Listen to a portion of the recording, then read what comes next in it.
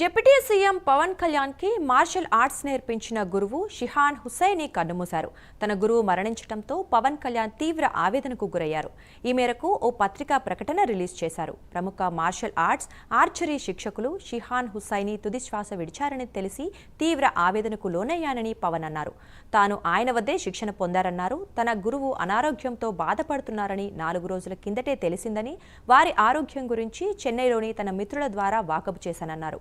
విదేశాలకు పంపించి మెరుగైన వైద్యం చేయించాల్సి ఉంటే అందుకు తగిన ఏర్పాట్లు చేస్తానని ఆయనకు చెప్పానని పవన్ తెలిపారు.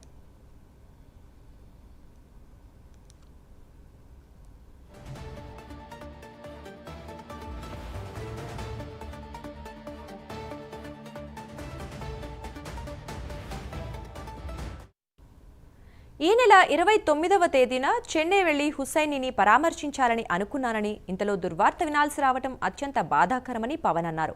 హుసైనీ ఆత్మకు శాంతి చేకూరాలని భగవంతుణ్ణి ప్రార్థిస్తున్నానన్నారు.